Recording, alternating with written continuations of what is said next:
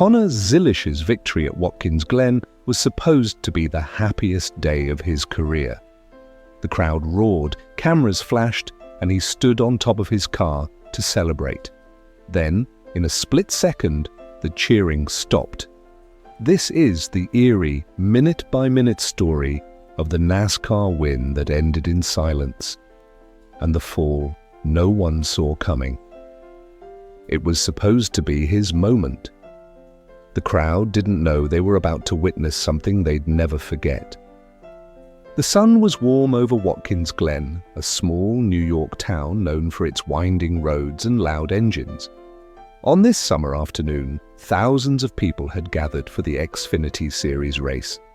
For some, it was a yearly tradition. For others, it was their first time hearing the growl of NASCAR cars slicing through the air.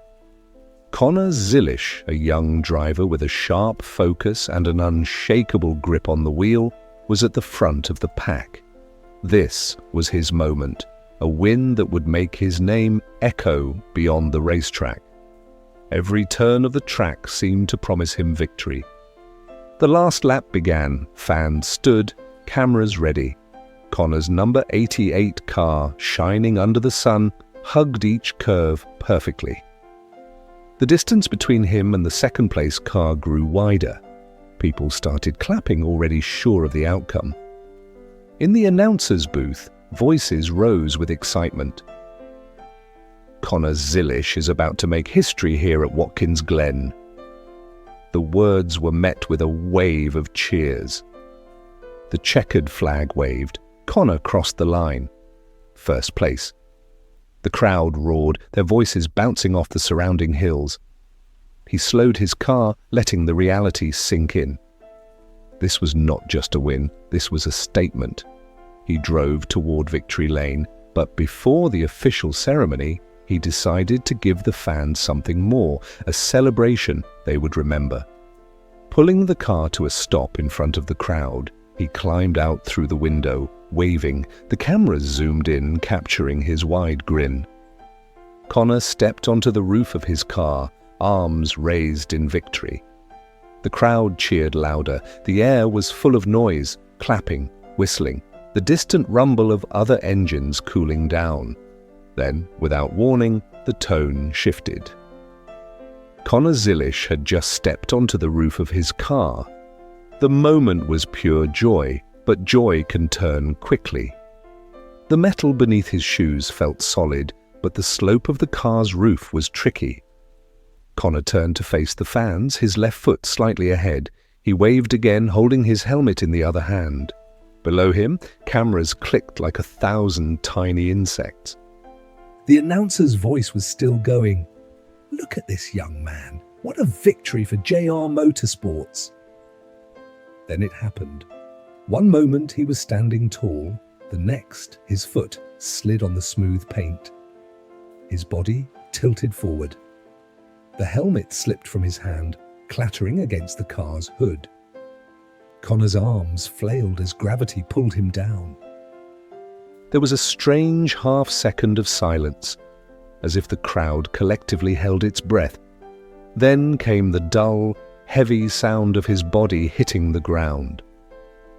It wasn't the sound anyone expected after a race.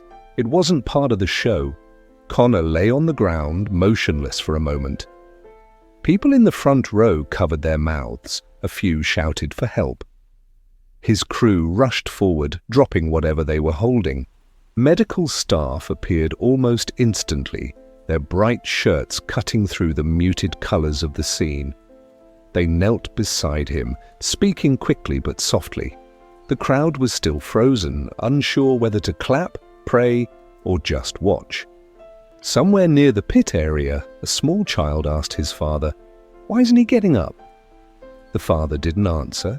Connor's face was pale, his left arm bent awkwardly. One of the medics shook his head and signaled for a stretcher. The celebration was over. Connor Zilisch's celebration had ended with a fall. Now the racetrack felt different. They lifted him gently, securing his arm against his chest.